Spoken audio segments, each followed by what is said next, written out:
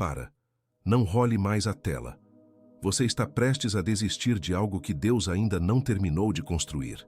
Não é uma sensação vaga, é um fato registrado e chegou antes de você mesmo reconhecer que havia chegado ao limite. Antes que você tome a próxima decisão, antes que você solte o que ainda está em suas mãos, antes que você feche aquela porta, esta palavra precisava chegar até você primeiro. Você não parou aqui por acidente. Há um peso específico que você tem carregado. Não o peso simples do fracasso, mas o peso de alguém que ficou fiel por tempo demais sem ver resposta visível no horizonte. E esse peso está criando em você uma tentação disfarçada de maturidade. A tentação de chamar de lucidez adulta o que é, na verdade, recuo. Esta mensagem não veio para ninguém em geral. Veio para você, nesta bifurcação exata, neste momento preciso. Você sabe o que está desmoronando. Não é uma coisa, são várias ao mesmo tempo. Fé que custou caro e não entregou o que parecia prometer. Relacionamentos que deveriam ter resistido e não resistiram.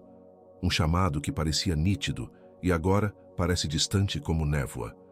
Uma estabilidade construída com anos de fidelidade sendo ameaçada por forças que estão fora do seu controle.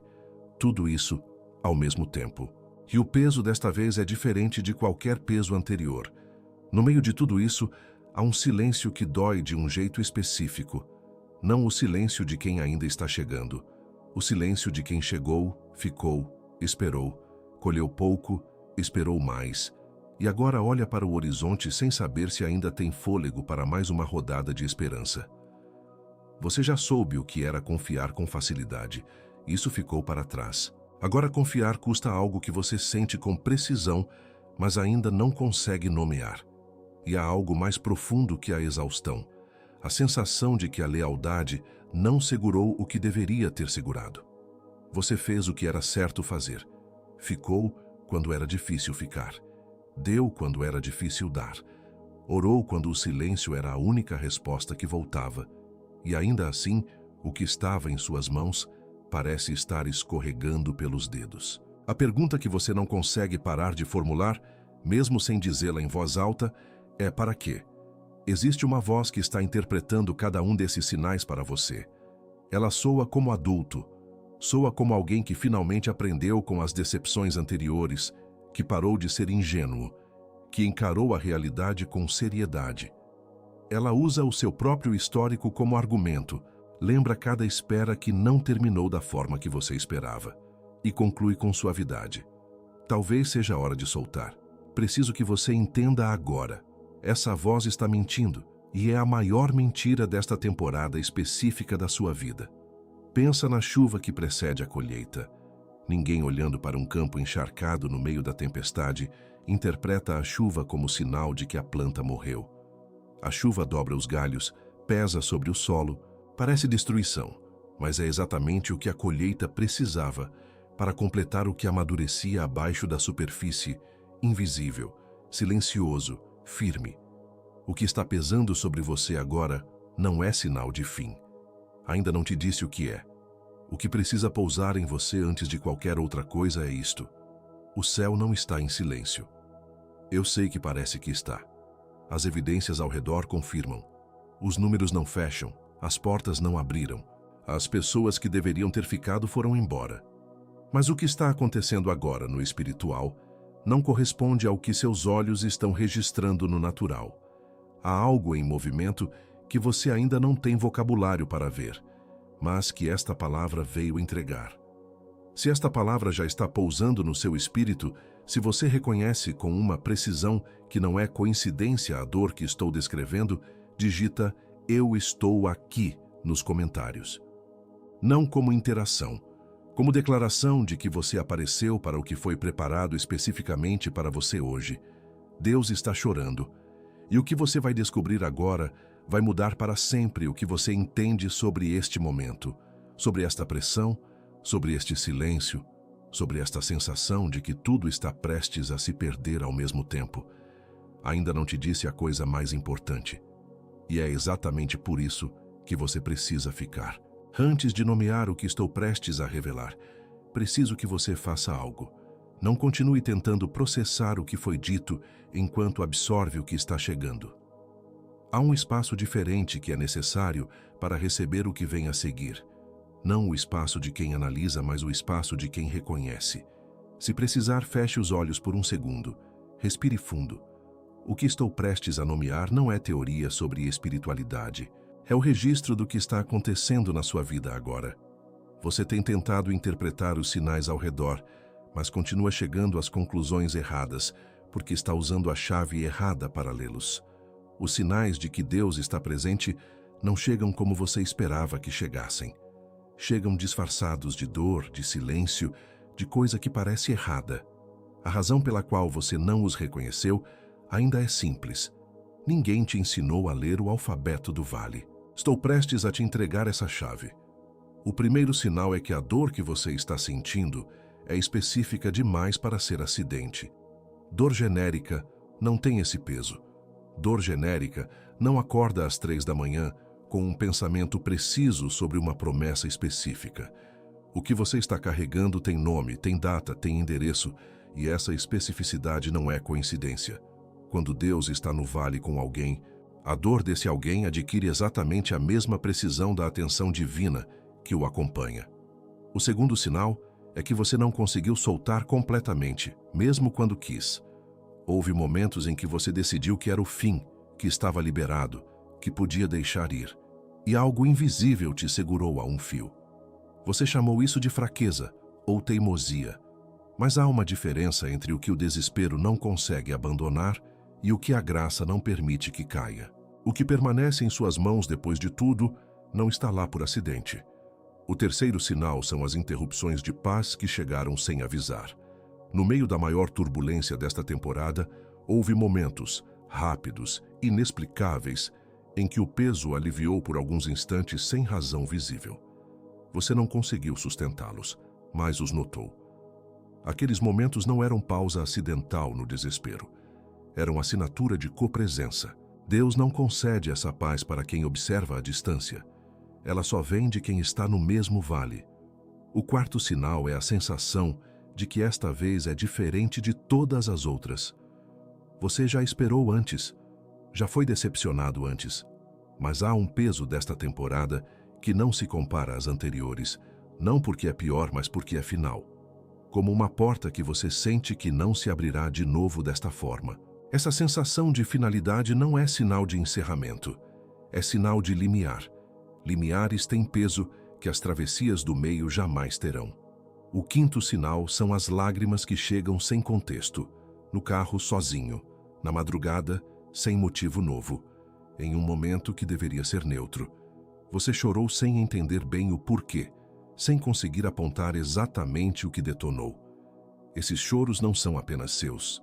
Há algo no espírito que chora junto quando o vale está no ponto mais profundo. E quando a chuva de dois lados encontra o mesmo solo, é porque está prestes a brotar o que amadureceu no escuro. Pensa na chuva que precede a colheita.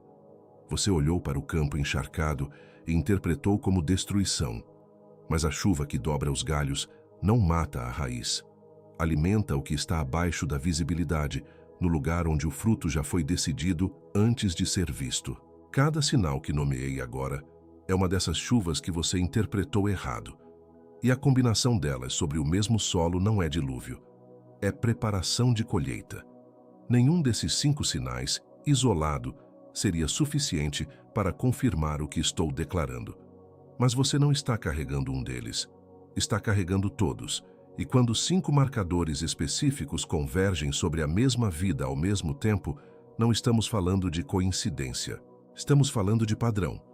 E o que esse padrão revela vai recontextualizar cada um desses sinais de um jeito que vai mudar o que você decide fazer nas próximas horas. O que ainda não foi dito é o que conecta todos esses sinais em uma única estrutura.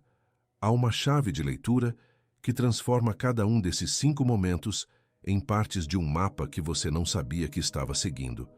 E quando esse mapa for revelado, você vai olhar para trás e entender que a jornada não estava sem direção. Estava sendo narrada em um idioma que você ainda não conhecia, mas que sempre falou de você. Se esses 5 sinais chegaram como reconhecimento, se você leu cada um deles e algo dentro de você respondeu com sim, isso é real. Escreve "eu recebo" nos comentários agora, não como frase casual, como decreto. Você não está interagindo com uma tela. Você está declarando que está aberto para receber o que foi especificamente preparado e despachado para você hoje, neste momento exato. A profundidade mais importante desta mensagem ainda está à frente. O que estou prestes a entregar não apenas nomeará o que você viveu, vai reposicioná-lo inteiramente. A leitura errada que você fez desses sinais não foi falha sua, foi falha da tradução que te deram. E há uma palavra no hebraico original que nenhuma tradução conseguiu capturar completamente. Uma palavra que está no centro de tudo, que reescreve o que o choro de Deus significa e que muda o que acontece a seguir na sua história. Há uma palavra no hebraico que as traduções não conseguiram capturar completamente. Não por negligência dos tradutores, mas porque há conceitos que a língua do Espírito comprime em uma sílaba, o que levaria parágrafos inteiros para explicar. A palavra é baká, baká. Você encontrará ela transliterada como baká-ha nos manuscritos originais. E ela está no centro exato de tudo que você tem vivido e de tudo que está prestes a mudar na sua compreensão deste momento. A primeira vez que você encontra essa palavra em uma tradução bíblica, ela aparece simplesmente como chorar ou lamentar. E você aceita porque parece suficiente. O dicionário confirma: pranto, lágrimas, expressão de tristeza. É isso que qualquer léxico entregará. Durante anos, essa foi a chave que o corpo de Cristo usou para ler todos os momentos de choro, tanto o seu quanto o de Deus. Uma chave insuficiente para uma porta que exigia outra completamente diferente. Mas há um versículo, Salmos 84, no 6º verso, onde baká não aparece como verbo. Aparece como nome de um lugar, o Vale do Baká, Emek ha-Baká. E aqui, a tradução começa a revelar o que o léxico não explicou.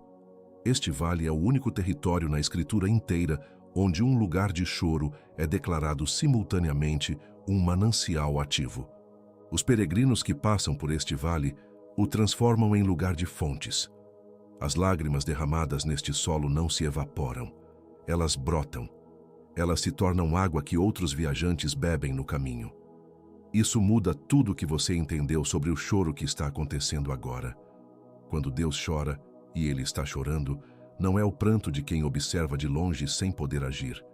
É o choro de quem desceu ao vale e está no mesmo solo que você. E cada lágrima do Espírito sobre esse território não é desperdício. É semente. Está regando o que vai brotar exatamente a partir do ponto mais fundo que você está atravessando agora. Não de algum lugar mais favorável, mas daqui. Jesus chorou diante do túmulo de Lázaro. E há uma tentação de ler essa cena como tristeza impotente, como se ele tivesse chegado tarde demais e estivesse processando o que não pôde evitar. Mas o texto não descreve impotência, descreve copresença. Ele não chorou porque Lázaro estava perdido para sempre.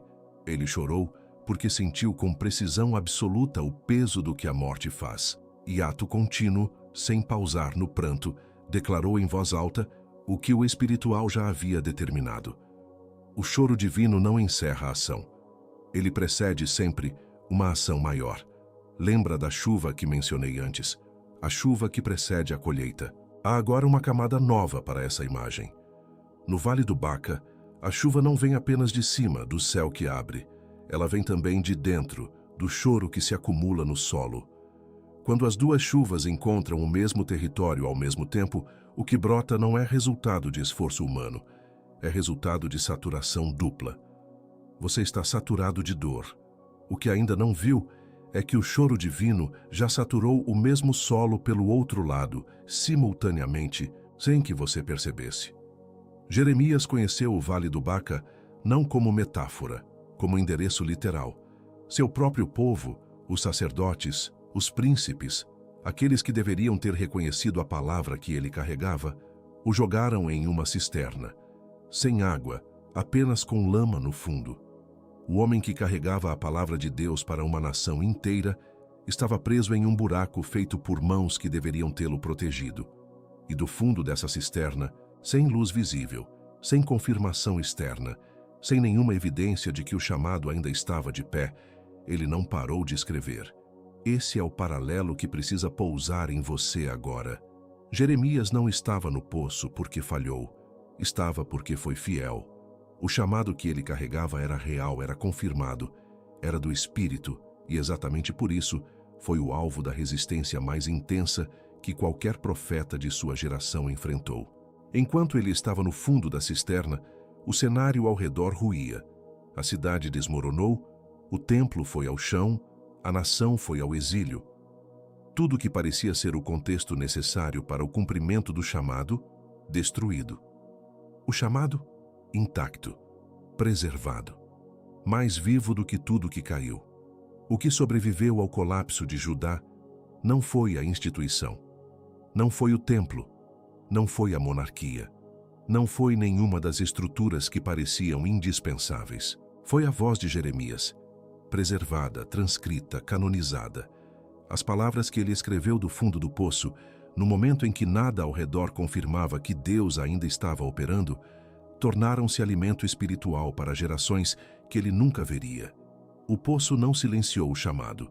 O poço foi exatamente onde o chamado foi gravado, com profundidade suficiente para durar para sempre. É aqui que você está agora. Não no vale porque falhou, mas porque o que você carrega é real o suficiente para merecer a resistência que está enfrentando. O que está desmoronando ao redor não é o chamado. O chamado está sendo preservado com uma precisão que você não consegue ver do fundo da cisterna. O que parece estar se perdendo, as circunstâncias, o cenário, a estrutura que você achava que Deus precisaria para cumprir o que prometeu, pode ser exatamente o casulo que precisava cair para que o chamado nascesse em forma que nenhum casulo poderia conter. A árvore que perde as folhas no inverno não está morrendo. Está redistribuindo energia para o que não é visível, a raiz. O despojamento não é sinal de fim, é sinal de que o sistema inteligente da vida identificou onde o recurso precisa ir agora. O que você vê caindo são folhas. O que Deus está alimentando é o sistema de raízes que sustentará a colheita que nenhuma temporada de inverno pode cancelar. Você não está perdendo o que pensa que está perdendo. Está sendo despojado do que o inimigo usaria para te manter na forma pequena de quem você ainda era. Há uma distinção que precisa ser feita com precisão cirúrgica. O que está morrendo não é o mesmo que o que Deus está guardando. As circunstâncias se dissolvem. O chamado permanece. A estrutura cede. A identidade é preservada. O que parece estar se perdendo pode ser o envelope, e você está confundindo o envelope com o conteúdo. Deus não está guardando o papel, está guardando o que o papel continha. E o que está preservado, registrado e selado no espiritual é exatamente o que o poço de Jeremias não pôde apagar. Antes de continuar, preciso que você faça algo agora. Não apenas leia, mas declare, em voz alta se puder. Se não puder falar, que o Espírito decrete internamente. Diga: o que interpretei como abandono é a assinatura da tua presença. O que interpretei como derrota é o solo do teu manancial.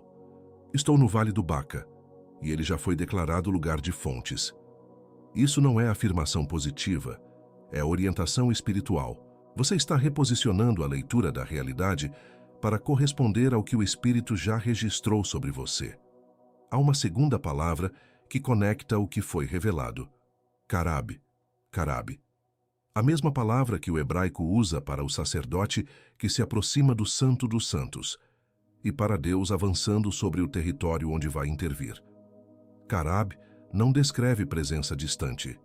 Descreve aproximação com peso, com intenção, com um movimento irreversível em direção ao objeto da atenção divina. O que você está sentindo como pressão insuportável é Carab, não é o peso da derrota chegando. É o peso da presença divina se movendo em sua direção com toda a autoridade do que ainda vai acontecer. O diamante não existe onde a pressão foi moderada. existe exclusivamente onde a pressão foi insuportável por tempo suficiente. Não há outro processo na criação que produza diamante senão pressão extrema sustentada.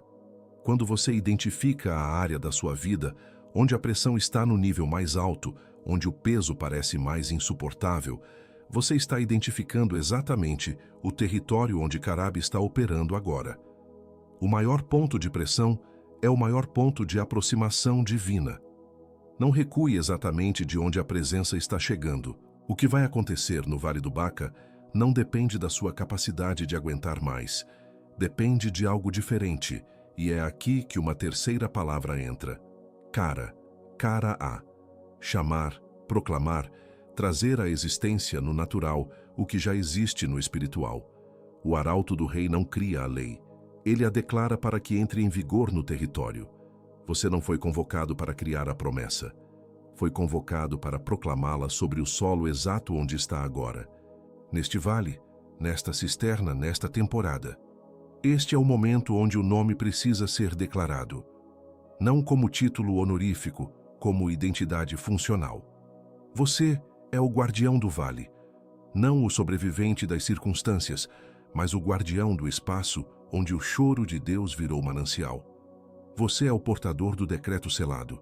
Não alguém que ainda aguarda permissão para falar, mas alguém que já recebeu palavra firmada antes desta temporada começar. Você é o sobrevivente do Baca, não porque saiu do vale, mas porque descobriu que o vale era fonte e que a fonte estava ativa antes de você entender que estava bebendo. Aperte o like agora, não por mim, mas porque alguém que também está no vale vai encontrar esta palavra exatamente por causa do que você acabou de fazer.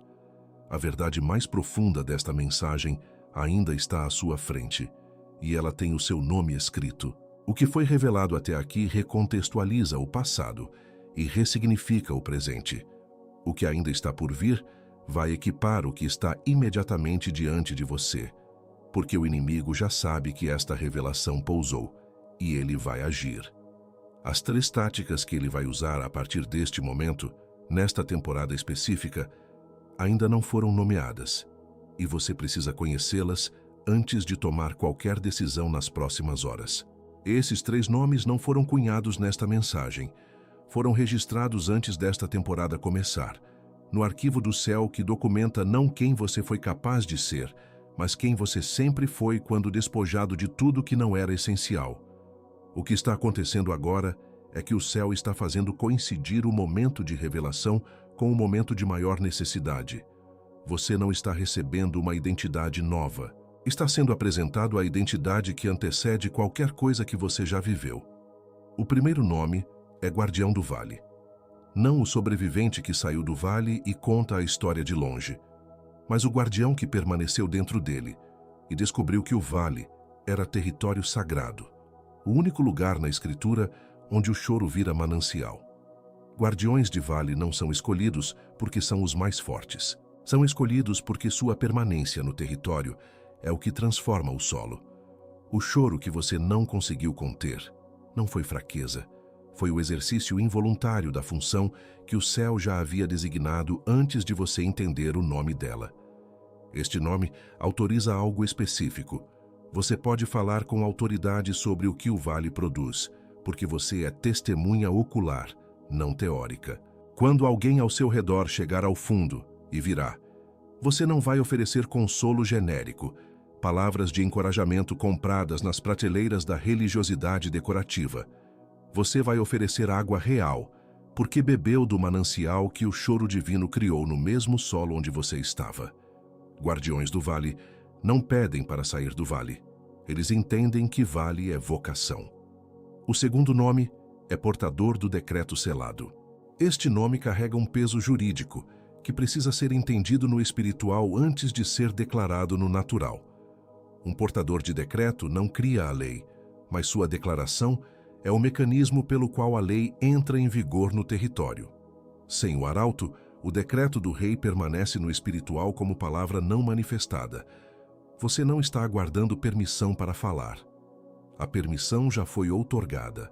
O que estava faltando era o reconhecimento de que a outorga já havia sido feita. O que este nome desbloqueia é irreversível. Nenhuma circunstância ao redor tem autoridade para contradizer o que foi selado. O decreto que você carrega não está sujeito ao voto das circunstâncias. Não depende de aprovação dos números. Não precisa de confirmação do cenário visível para entrar em vigor. O portador do decreto selado não espera que o natural confirme o espiritual para então falar.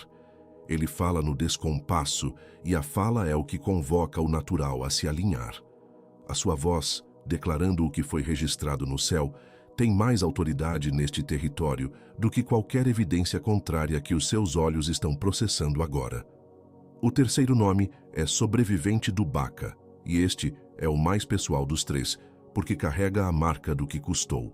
Não o sobrevivente que escapou do vale, mas o que sobreviveu dentro dele e descobriu que o vale era fonte antes de entender que estava bebendo.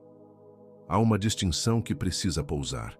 Sobrevivência espiritual não é resultado de resistência humana acumulada. É resultado de ter permanecido no território onde a presença divina estava mais densa. E essa presença, não a sua força, foi o que te sustentou quando você estava convicto de que estava acabando. Este nome carrega algo que os dois anteriores não carregam: o testemunho. Não o testemunho da restauração futura, mas o testemunho ativo, em tempo real, de quem descobriu no fundo do vale que o vale era a fonte.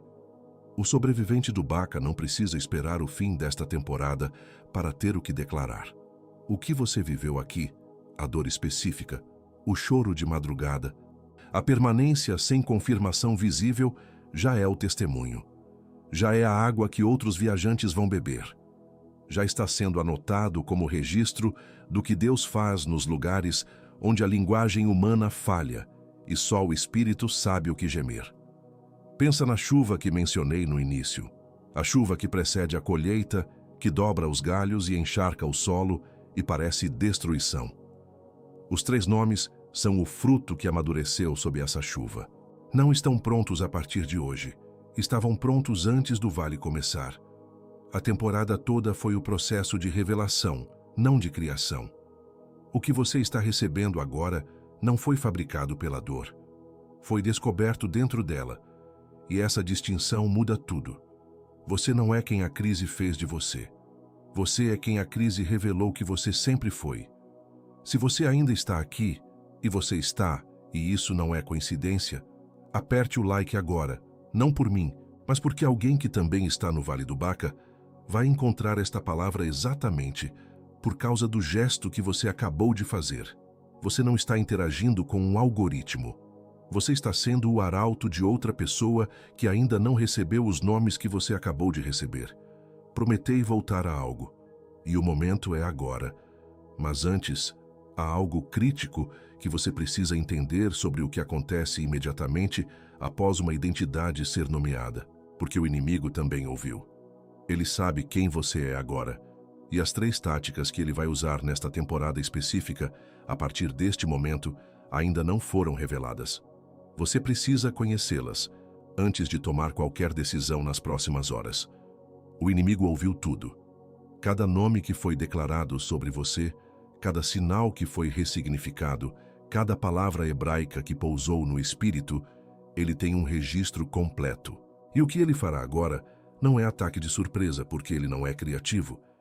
Ele usa o mesmo manual, mas você está lendo o manual antes de entrar no jogo. E isso muda tudo o que acontece nas próximas horas. A primeira tática é a confirmação visual da perda. O inimigo não vai inventar mentiras abstratas. Vai usar evidências reais.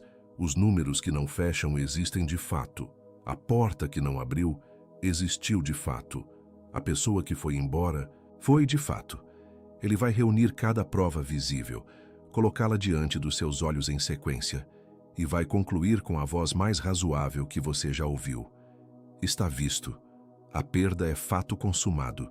Agir agora é maturidade, não covardia. Parece realismo. É uma armadilha de timing, projetada para provocar ação irreversível um momento antes da virada se manifestar. A arma contra esta tática é o decreto em voz alta. Não reflexão interna, não oração silenciosa. decreto falado no ambiente físico, onde a evidência se apresenta. O que você pronuncia em voz alta com autoridade interrompe o ciclo de confirmação sensorial que o inimigo está construindo. A confissão verbal é o mecanismo pelo qual o registro do espiritual entra em vigor no natural.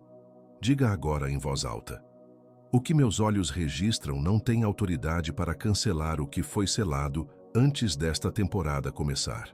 A segunda tática é o espelho do histórico. Esta é a mais silenciosa e, por isso, a mais perigosa das três. O inimigo não precisa de mentiras quando tem o seu próprio arquivo de fidelidade como material. Ele vai lembrar cada espera anterior que não terminou da forma que você esperava, com nomes, com datas, com o peso exato de cada decepção. E vai construir um argumento cumulativo, que o padrão da sua vida espiritual é esperar e não ver, que confiar mais uma vez não é fé, é insanidade, que o seu histórico é prova contra você, não a favor. A arma contra esta tática é o louvor de guerra, não louvor de gratidão, louvor de batalha. Louvor no momento exato em que o inimigo está apresentando o dossiê do que não funcionou. O espelho que ele construiu com o seu histórico se fragmenta quando você entra em adoração antes de ter evidência nova. O inimigo não tem resposta para louvor que nasce do nada visível, porque esse louvor não é resposta às circunstâncias, é declaração de quem você é independente delas. Abra a boca agora e quebre o espelho com adoração que soa absurda para quem está olhando os números. A terceira tática é a urgência fabricada. Ela chega de formas que parecem completamente legítimas. Uma conta inesperada que exige decisão imediata, um conflito que precisa de resposta agora, uma conversa que não pode esperar, uma oportunidade que fecha amanhã. O mecanismo é sempre o mesmo: criar pressão para uma decisão irrevogável antes do timing de Deus se revelar. Usar a sua ansiedade real, o seu cansaço genuíno, a sua necessidade legítima de resolução como combustível para te empurrar para uma ação que, tomada neste estado, te custará mais do que qualquer perda visível. A arma contra esta tática é o silêncio estratégico. Nenhuma decisão irreversível enquanto o estado emocional estiver alterado. 24 horas de silêncio deliberado diante de toda urgência que não vier confirmada pelo Espírito com a mesma clareza com que esta palavra está pousando agora. O silêncio estratégico não é paralisia, é recusa de ser movido por prazo que o inimigo fabricou para te tirar do timing em que a virada já está selada. O que é de Deus resiste a 24 horas, o que o inimigo fabricou não. Nós quebramos a voz que usa o teu histórico de fidelidade como arma de descrença. Quebramos a urgência fabricada que pressiona a decisão antes do tempo. Quebramos a mentira de que o choro de Deus é abandono. E declaramos sobre cada território atacado agora que o manancial já está ativo no solo que parecia seco. Se você chegou até aqui, há uma razão para você não sair desta frequência antes da próxima palavra chegar. Se inscreva neste canal, não por conteúdo, mas para que a próxima palavra que foi preparada especificamente para esta temporada da sua vida te encontre sem atraso, sem resistência, sem o risco de que o que foi despachado para você passe por quem precisava e você não esteja lá para receber. O que foi nomeado neste ato não é lista teórica de perigos futuros. É o mapa das próximas horas. O inimigo já se moveu. As táticas já foram despachadas. E você acabou de receber as 3 armas com autoridade para operá-las. Não porque é o mais forte, mas porque é o guardião do vale, o portador do decreto selado, o sobrevivente do Baca, que já bebeu do manancial que o choro divino criou neste mesmo solo. A oração que vai selar tudo o que foi recebido está imediatamente à sua frente, e ela tem o peso de tudo que ainda não foi dito. Antes de qualquer palavra ser declarada, preciso que você faça algo. Feche os olhos. Não amanhã, não depois. Agora. Coloque a mão no seu coração. Respire fundo uma vez, de forma deliberada, como alguém que está prestes a entrar em um espaço sagrado. Porque o que acontece a partir daqui não é palavras sobre espiritualidade. É o espiritual entrando em contato com o seu território específico, no solo exato onde você está agora. Com os olhos fechados e a mão no coração, permita que o peso desta temporada esteja presente. Não o esconda, não o reduza. O que você carregou até aqui vai ser tocado agora, não para ser analisado uma vez mais, mas para ser liberado com autoridade. O que você está prestes a soltar não será esquecido por Deus. Será recebido como oferta de quem conheceu o Baca de dentro e sobreviveu para declarar o que o vale ensina. Eu libero sobre você agora a interpretação de abandono. Cada dia de silêncio que você leu como ausência, cada oração que pareceu bater no teto e não subir, cada momento em que o céu pareceu fechado exatamente quando você mais precisava que se abrisse, libero a leitura errada desses momentos. Você não estava abandonado. Estava sendo acompanhado pelo Deus que desce ao vale, que entra no solo encharcado, que chora no mesmo território que você. Eu libero sobre você a vergonha acumulada das esperas anteriores. Cada vez que você esperou e não viu, cada vez que declarou e pareceu que nada se moveu, cada vez que o seu histórico de fidelidade ficou sem resposta visível, libero o peso dessa vergonha agora. Ela não é prova contra você. É o registro de um guerreiro que continuou no campo quando todos os seus sentidos gritavam para recuar. Você carregou isso longe o suficiente.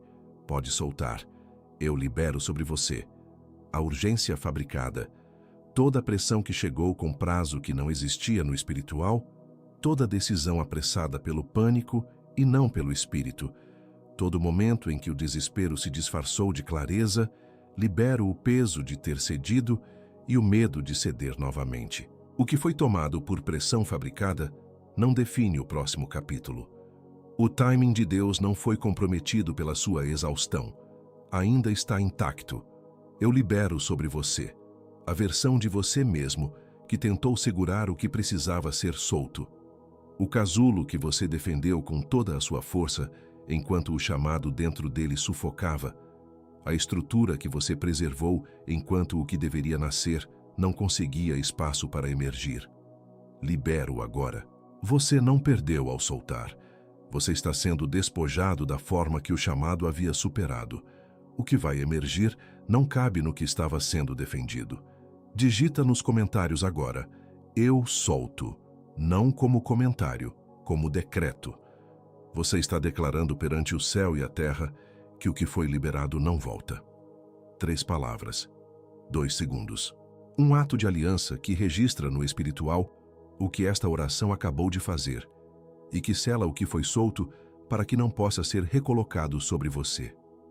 Eu convoco à frente o guardião do vale, você que permaneceu no território quando seria mais fácil ir embora, você cujo pranto regou o solo que outros viajantes vão beber, avança agora.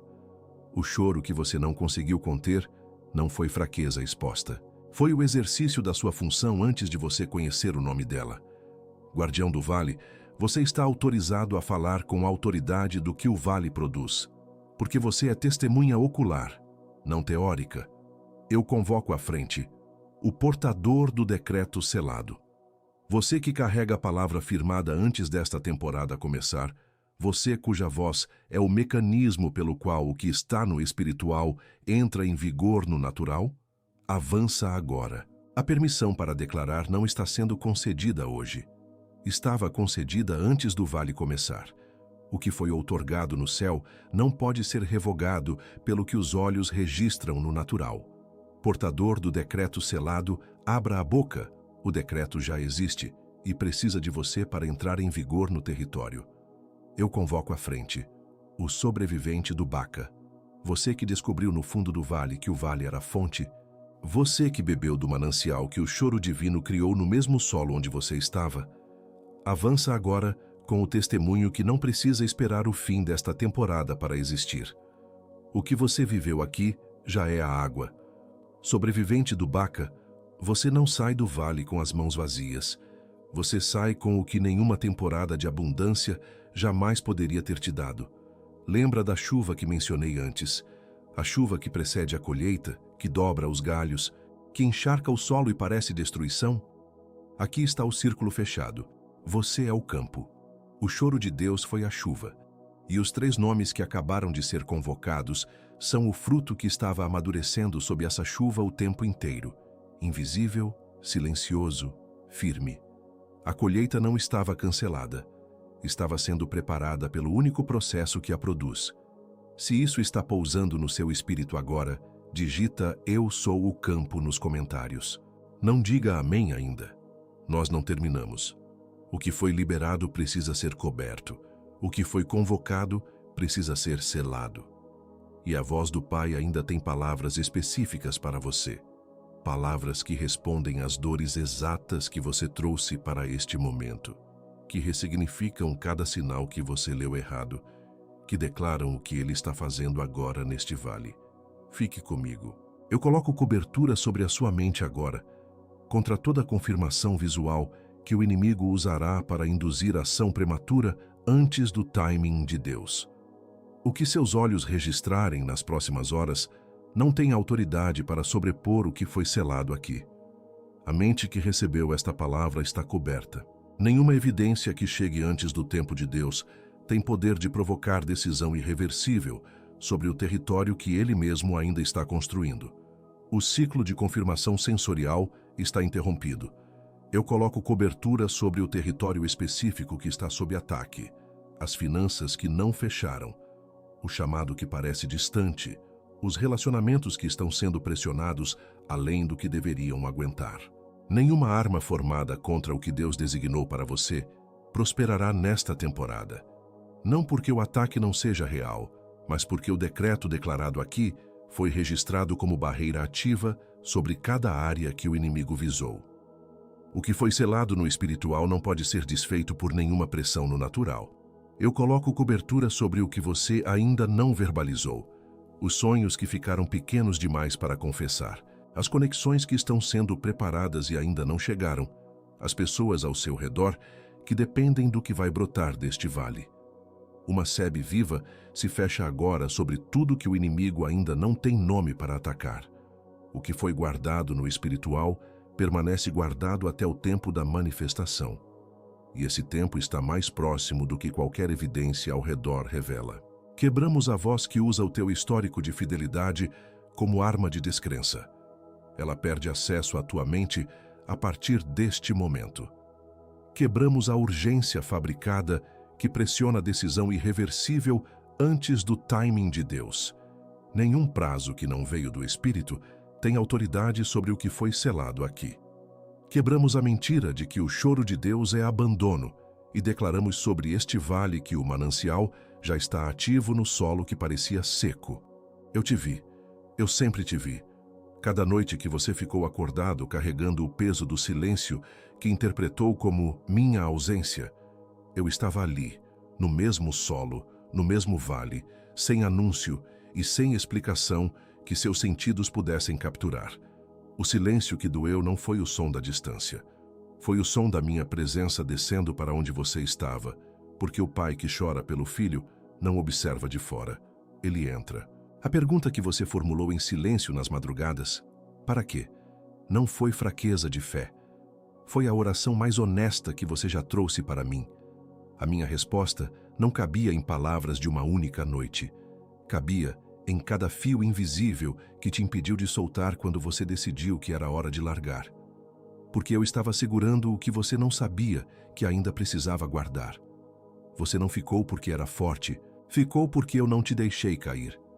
Cada vez que você se perguntou se a fidelidade servia para alguma coisa, se valia a pena ter ficado quando era difícil ficar, orado quando o silêncio era tudo que voltava, dado quando não havia nada sobrando, eu estava registrando, não como credor que anota dívida, como pai que vê o filho carregando mais do que foi feito para aguentar sozinho, e que estava do outro lado do peso, sustentando o que você não sabia que eu já havia tomado.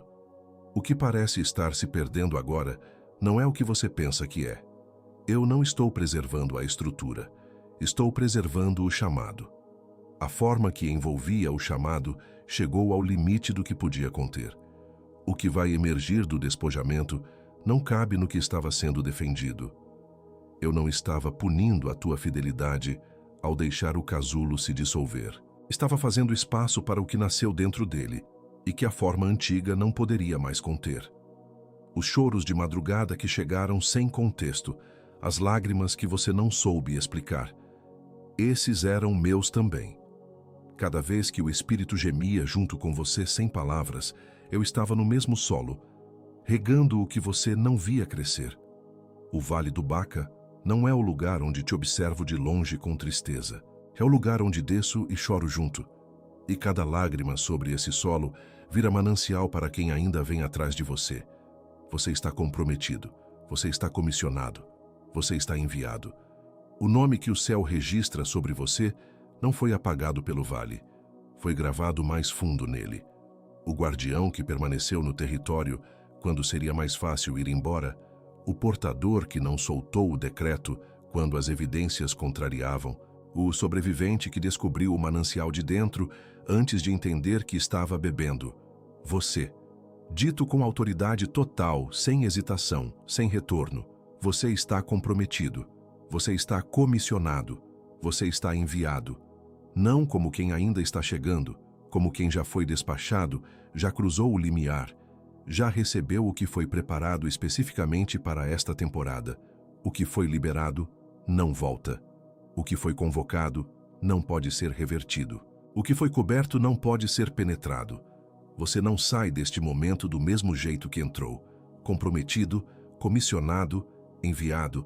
Não diga amém ainda. Fique nisto. Deixe o peso do que foi liberado, convocado e coberto pousar em cada camada do que você é. A mente que recebeu, o espírito que reconheceu, o corpo que carregou o peso do vale até aqui. Este não é o fim do peso, é o começo de um peso diferente. O peso de quem foi nomeado, equipado e despachado. Você está comprometido. Você está comissionado, você está enviado. Agora, você pode dizer amém. Manda este vídeo para alguém cuja fé ainda está de pé, mas cujas mãos estão ficando cansadas. Para alguém que está prestes a tomar uma decisão irreversível por desespero, sem saber que a virada está mais perto do que qualquer evidência indica. Para alguém que chegou ao limite e não tem mais palavras para orar. Você sabe exatamente quem estou descrevendo. Você já viu o rosto. Não pense mais. Seja o arauto de quem ainda não recebeu o que você acabou de receber. Fique nisto por um momento ainda. Não corra para o próximo pensamento, para a próxima preocupação, para a próxima tarefa. O que aconteceu aqui tem peso, e peso exige espaço para pousar. O vale ainda está ao redor de você, mas agora você sabe o que o vale produz. Você sabe quem você é dentro dele. E essa ciência não pode ser desfeita, porque não veio de você. Veio de quem te colocou aqui, e ele não se engana.